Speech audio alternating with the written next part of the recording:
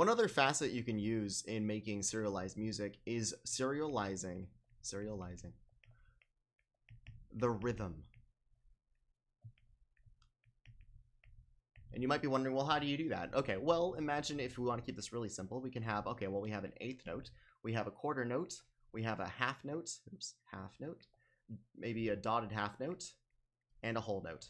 Okay, so if your melody was going through and you had these 5 different note values, you could throw them here. So we use the quarter note here. Maybe make this a little bit smaller so it fits in the box. Maybe a dotted half, maybe the whole note here, maybe an eighth here, and simply the half note here. Okay, so again, we have our random row made out of our random elements here, and all we have to do is keep the diagonal going constant, right? So this will become a quarter note, all these are quarter notes.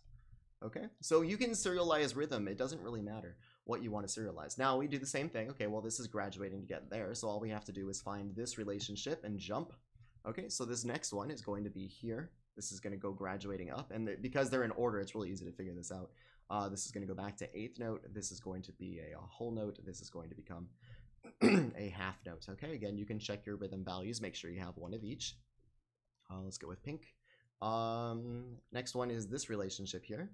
So this is going to go up to a half note. This is going to go up to a whole note. This is going back down to an eighth note, and we get the dotted half right there. Okay, so it doesn't really matter. You can use pitches. You can use anything you want. You can use best friends to hang out with. It doesn't really matter. Serializing, again, you can do this with anything.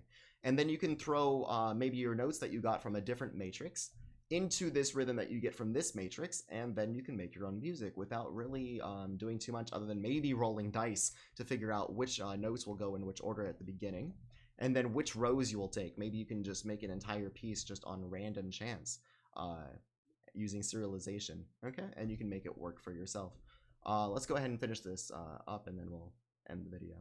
Okay, so this would become the dotted half there. This is the eighth note, and this is the whole note, and then finally we have one more down here. What's missing? Whole note, dotted half, half note, there we go, and then finally here we're missing the eighth. Okay, so there's your entire serialized rhythm. Now instead of doing it this way, one more point before we finish off, instead of using this rhythm, you can make little rhythm figures like this. So maybe this is one idea. Okay, so this would fit into the cell of that one.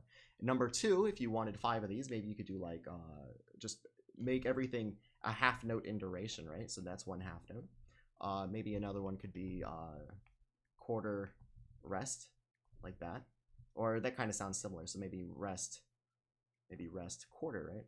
Make it a little more interesting. Maybe reverse this one, so you'd go a quarter and then eighth. And then finally, let's see, one more example. Maybe a little bit of eighth, maybe a little syncopation figure.